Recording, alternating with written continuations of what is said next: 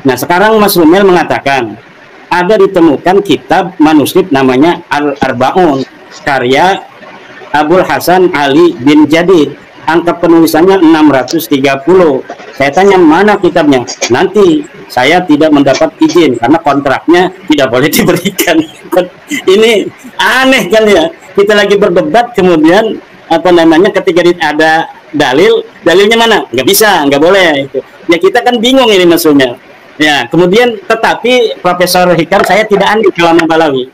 Dari zaman dulu itu udah banyak yang begitu.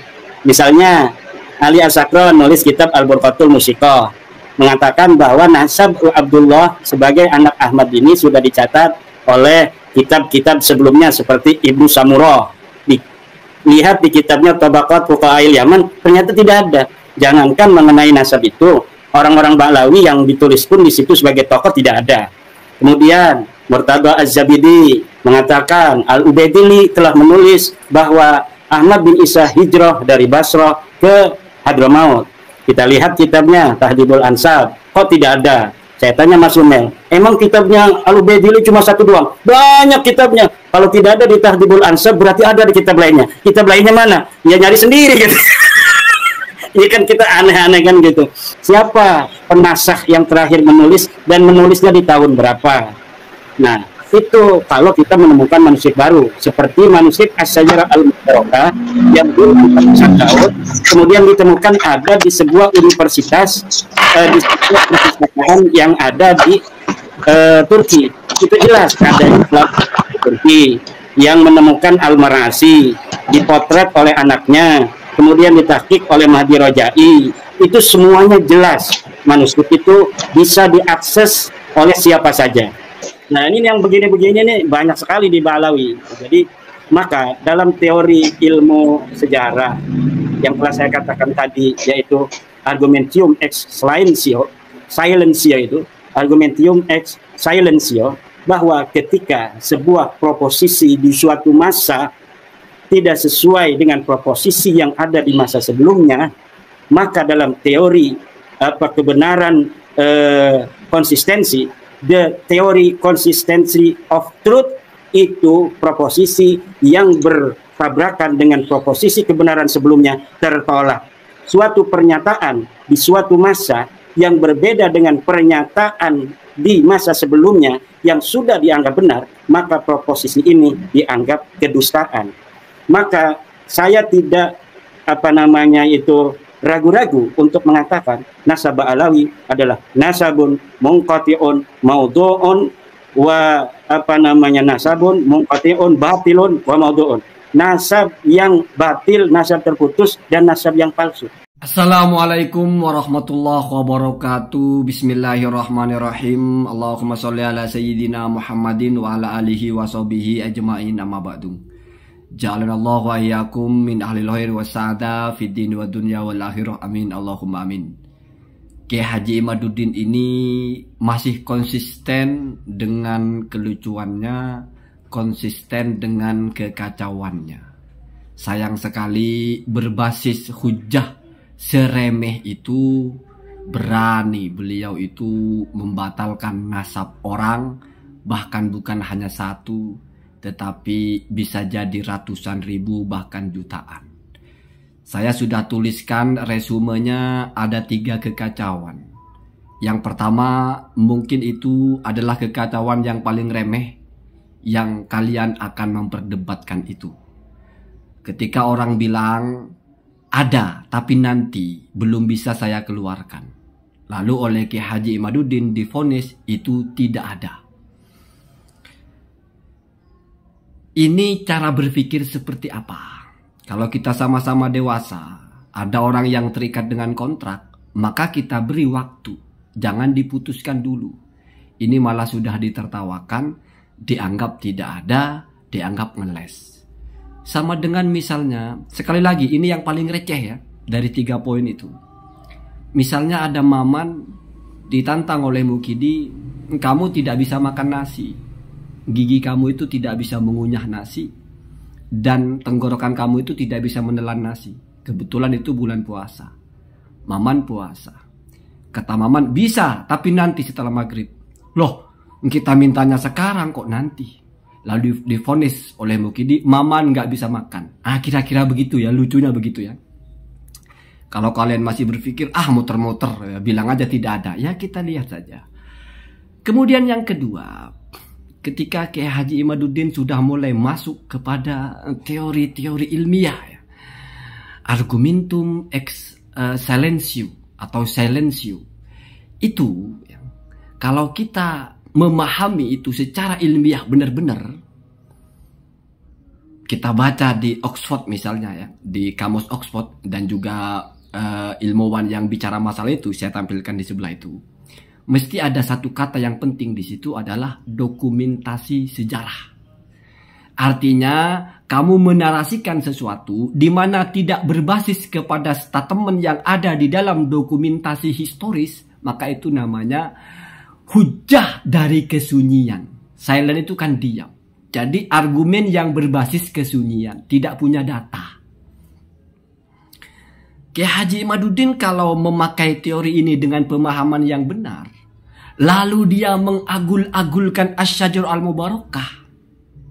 Digas Asy-Syajarah Al-Mubarakah itu beneran ditulis oleh Ar-Razi pada tahun 597. Sehingga dianggap yang paling tua. Yang tidak menyebut Ubaidillah, dan yang menyebut itu belakangan semua setengah ditolak. Saya tanya Pak, mana data historisnya kalau Asy-Syajarah itu ditulis tahun 593? Itu kan klaimnya Wahid bin Samsuddin menulis di tahun 825. Kalau berbasis kepada argumentum excellentio, dia itu argumentasinya kosong. Apa kosongnya? Mana buktinya? Dokumen historisnya pada tahun 597-nya. Kenapa? Karena kalau Anda bawa dokumen hujah argumentum excellentio itu dokumen Pak, dokumen historis. Kalau tidak percaya, baca bagaimana Jiskak ya, orientalis itu menafikan hadis Bukhari tentang puasa. Karena tidak ada hadis Bukhari ini di kitab yang lebih tua, yaitu kitabnya Musonnafu Ar-Razzaq kalau tidak salah. Tapi nanti kita bahas masalah itu. Yang jelas, kalau Anda bawa-bawa masalah argumentum excellentio itu, maka pernyataan itu harus ada landasan dokumen sebelumnya. Ar-Razi, Wahid bin Samsuddin mengatakan Ar-Razi punya kitab Asy-Syajarah Al-Mubarakah. Harus ada basis dokumen sebelumnya. Cari Pak, mana naskahnya Ar-Razi? Statement mana yang menguatkan bahwa Ar-Razi itu punya kitab Asy-Syajarah Al-Mubarakah? Karena ini kekuatan Bapak satu-satunya kalau masalah kitab. Dengan narasi hasarnya itu. Jadi Bapak tidak mengerti. Gampang sekali berstatement, tidak mengerti konsistensi dari statementnya itu. Nanti akan masuk kepada poin ketiga, tambah lucu ya. Teori konsistensi atau teori koherensi. Ini sesuatu yang mudah Pak. Nggak rumit, nggak sulit baca kitab. Gampang sekali. Jadi kalau Bapak sebut-sebut argumentum excellentio, setiap pembicaraan harus ada basis data historisnya. Bapak mengatakan Asy-Syajarah ditulis oleh Ar-Razi pada tahun 597. Apa basis historisnya? Sudah Bapak runutkan. Yang pertama, Al-Mar'ashi. Tahun berapa itu? 1400. Menemukan lalu disuruh foto kepada anaknya. Itu semuanya 1400. Dalam naskah itu, dokumen tertuanya ditulis pada tahun 825. Tapi dalam dokumen 825 itu dinyatakan kalau dokumen ini ditulis berdasarkan dokumen tahun 597. Mana dokumen 597-nya? Bahkan kalau Bapak pakai teori ini, nanti kitab-kitab nasab itu yang dicetak sekarang itu berdasarkan nasah tahun berapa? Untuk dibenarkan ya. Kenapa? Karena sudah tidak ada cara lagi. Harus ada dokumen. Apa bedanya menisbatkan kitab ini sebagai punya Ar-Razi dengan menisbatkan ini sebagai anaknya ini? Kan sama Pak. Mau menetapkan ada hubungan antara A dengan B, entah ayah dan anak atau kitab dan penulisnya. Anda baca tarjamahnya Ar-Razi. Dari sejak orang pertama mengenal Ar-Razi yang paling dekat menjelaskan tentang Ar-Razi, tidak pernah mengatakan Ar-Razi punya kitab Asy-Syajarah Al-Mubarakah. klaim Ar-Razi punya kitab Asy-Syajarah Al-Mubarakah muncul di tahun 825. Berdasarkan dokumen yang usianya di tahun itu. Dulu Bapak sudah pernah bilang kan, kalau hari ini kita menulis, saya tulis wasiat ABCD, ini berdasarkan wasiatnya anaknya raja yang hidup 1000 tahun yang lalu. Maka ini umurnya adalah umur sekarang. Kecuali Anda bisa verifikasi bahwa 1000 tahun yang lalu ada naskah itu. Begitu juga Asy-Syajarah Al-Mubarakah. Bapak percaya sekali Asy-Syajarah Al-Mubarakah itu ditulis tahun 597. Padahal Bapak dengar itu dari Wahid bin Samsuddin. Wahid bin Samsuddin tidak bisa membuktikan karena tidak bisa menghadirkan naskah aslinya Ar-Razi. Satu. Yang kedua, kalau Bapak lebih dalam bicara Ar-Razi, membatasi Putra Ahmad menjadi 3, itu tidak akan pernah ketemu dokumennya. Karena sudah terpaut 200 tahun lebih. Terus pernah Bapak bilang, dari mana Ar-Razi tahu? Loh, Ar-Razi kan hidup di Roy. Di Roy kan ada anak-anaknya. Ada Muhammad itu kan di Roy. Ya anggaplah Ar-Razi itu ketemu dengan keturunan Muhammad ini yang ke-5 atau ke-6. Berarti ketemu dengan keturunan Ahmad yang ke-7. Kan Ar-Razi bisa tanya, dulu leluhur kamu yang nama Muhammad saudaranya siapa saja. Berarti Ar-Razi menulis sesuatu yang tidak ada datanya, Pak. Berarti melakukan juga argumentum excellentio. Karena kalau bicara argumentum excellentio itu dokumentaris, dokumentasi sejarah. Itu dipraktekkan oleh Jos Kak. Ketika dalam hadis Bukhari ada hadis puasa. Kok bisa hadis Bukhari ini menambahkan hadis puasa Sahih Bukhari? Toh pengumpulan hadis yang jauh sebelumnya Bukhari, yaitu Musannaf Ar-Razzaq kalau tidak salah ya. Di mana Ar-Razzaq ini awal-awal abad ke-3 wafat. Ya. Sementara Imam Bukhari ini akhir abad ke-2 baru lahir. Ya. Kalau Ar-Razzaq ini awal abad kedua lahirnya ya. Artinya lebih dulu kitabnya itu ada. Ar-Razi menambahkan Bukhari menambahkan hadis katanya sahih, tapi dalam dokumen hadis sebelumnya tidak ada. Maka ditolak itu. Persis seperti Bapak kan? Karena ini hadis baru. Kenapa dokumen tertua nggak ada? Ditolak. Itu Pak orientalis ya, menolak kesahihan hadis Bukhari, bahkan dia menolak semua hadis. Karena kalau dikejar lagi, Musannaf Ar-Razzaq itu tahun berapa? Itu masih sudah berjarak puluhan tahun, bahkan mungkin 100 tahun ya, dengan wafatnya Rasulullah. Artinya harus ada dokumen di masa Rasulullah. Kalau begitu Pak, Al-Quran pun Pak, yang dicetak itu ya, berdasarkan hafalan. Tidak ada Pak, Al-Quran itu ditemukan manuskripnya secara utuh yang ditulis di zaman Rasulullah. Tidak ada Pak. Yang tertua itu di Birmingham itu patahan-patahan saja Pak, nggak lengkap ayatnya. Jadi kekuatan kita bukan di dokumen ya. Udah jangan terlalu jauh, nanti saya bahas masalah itu ya. Kemudian yang terakhir, Bapak bawa teori konsistensi ya. Teori of truth ya, atau konsistensi of truth ya. The consistent of truth. Ada atau juga koheren ya. Koheren itu sepaket. Ini Bapak kayaknya salah paham. Konsistensi itu Pak antara apa? Perhatikan. Anda baca di sebelah itu yang versi bahasa Inggrisnya itu diambil dari buku ilmu filsafat dan agama Endang, karya Pak Endang ya, itu buku pakem lah di kampus-kampus ya, belajar filsafat ya. Jadi teori konsistensi itu Pak adalah adanya kesesuaian antara satu putusan dengan putusan. Artinya apa? Adanya sesuatu yang kita akui kebenarannya dengan sesuatu yang lain. Bukan berkaitan dengan fakta Pak, bukan berkaitan dengan pembuktian, tapi musallamat.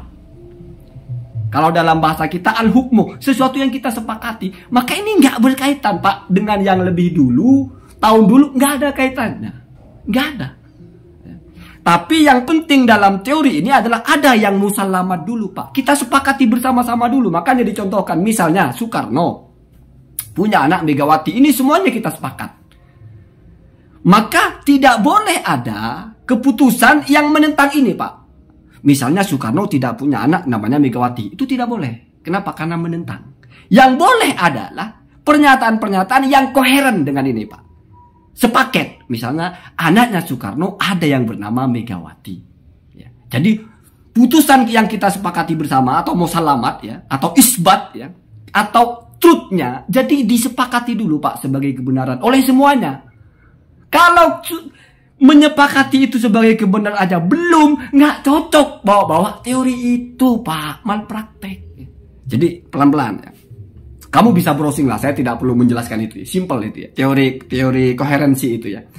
Koherensi atau konsistensi ya. Kenapa saya pakai video? Karena ini saya ingin bicara ini sesuatu yang tidak terlalu rumit ya. Beda kalau baca-baca kitab ya. Jadi kita sepakati dulu 1 tambah 1 2 misalnya. Atau 1 ditambah N sama dengan 5. Mesti kita sepakat N itu 4. Maka ketika 2 tambah N kita mesti akan sepakat 6. Kalau 2 tambah N ternyata 7 kita akan tanya. Lah, kalau diturunkan itu kan yang eksak mungkin ya. Turunkan kepada realitas kita. Atau kembali kepada contoh yang ada di bukunya itu ya. Kita sepakat bahwa Megawati Soekarno Putri adalah putri dari Soekarno. Maka kita juga akan sepakat kalau ada orang bilang Soekarno punya anak bernama Megawati. Atau Soekarno salah satu putranya, salah satu anaknya bernama Megawati. Kita juga akan sepakat kalau Soekarno punya anak 5 perempuan. Sepakat juga, Pak. Kenapa? Karena nggak bertentangan dengan adanya nama Megawati atau tidak. Kecuali 5-5-nya tidak ada yang bernama Megawati. Itu baru bertentangan, Pak. Itu namanya tidak konsisten. Jadi kalau konsisten itu, Pak, jelas ini isbatnya apa, ini nafinya apa. Tidak boleh ada ta'arud. Itu namanya konsisten, Pak. Sekarang bayangkan Asy-Syajarah Al-Mubarakah. Bapak meyakini itu sebagai sebuah kebenaran kalau Putra Ahmad cuma 3. Sehingga kalau ada orang yang nambah, maka Bapak bilang itu tidak konsisten. Itu kebenaran yang bertentangan dengan data yang lebih tua. Lucu, Bapak. Nggak ada urusan data lebih tua, lebih muda, Pak. Kalau dalam masalah konsisten. Tetapi mana yang sudah kita sepakati bersama-sama tidak boleh dibantah oleh oleh sesuatu yang tidak akan diterima kalau ada konsep yang bertentangan dengan ini. Karena sudah disepakati bersama-sama. Kalau enggak, masalah agama misalnya. Agama yang paling benar menurut kita Islam. Kita sepakat. Maka pernyataan tidak ada agama yang benar selain Islam, kita sepakat. Agama yang paling benar adalah Islam, kita sepakat. Orang kalau mau beragama dengan agama yang paling benar ya Islam, kita sepakat. Gimana dengan non-muslim, Pak? Ya nggak sepakat. Kenapa? Karena mereka tidak terima dengan agama paling benar itu Islam. Artinya nggak ada trust di sini yang disepakati bersama-sama. Maka tidak bisa diukur dengan konsistensi of trust itu, Pak. Harus paham. Makanya ada musalamat bahasanya itu. Ada yang kita sepakati bersama. Dan ini nggak berkaitan dengan fakta, Pak. Itu Anda baca. Judgment ya, dalam teori konsistensi ini adalah hubungan antara judgment dengan judgment yang lain, bukan hubungan judgment dengan fakta, bukan. Nggak ada urusan apakah ini sesuai fakta atau nggak ada urusan. Yang penting ini poinnya adalah kita terima bersama-sama. Islam adalah agama yang benar, itu kita sepakati oleh orang Islam bersama-sama. Nggak berkaitan dengan masalah faktanya, Pak. Kan begitu, Pak. Sholat itu yang wajib adalah 5 fardu. Itu sudah tidak ada yang nolak, Pak. Tidak ada yang menolak. Maka kalau ada orang bilang ada sholat yang wajib lagi, yaitu sholat ke-6, itu ditolak. Tidak konsisten dengan kebenaran yang kita terima bersama-sama. Ada yang bilang sholat yang wajib hanya dua waktu, itu kita tolak. Karena tidak konsisten dengan kebenaran yang kita terima. Begitu, Pak ya. Nggak mesti berjarak dulu, Pak. Nggak. Tapi mana kebenaran yang sudah kita terima? Atau mungkin, tapi kan kebenaran yang kita terima itu ada pertama kali. Tidak boleh dibantah oleh yang setelahnya. Oke lah kalau masalah itu. Tapi nggak masalah. Ini sezaman. Nggak, Pak. Nggak ada kaitannya. Lebih mendekati enggak, Pak. Karena sezaman lebih mendekati itu korelasinya dengan fakta. Sementara dalam teori konsisten itu nggak urusannya dengan fakta. Terbalik Bapak itu ya. Terbalik. Allahumma dina ada sabil. Assalamualaikum warahmatullahi wabarakatuh.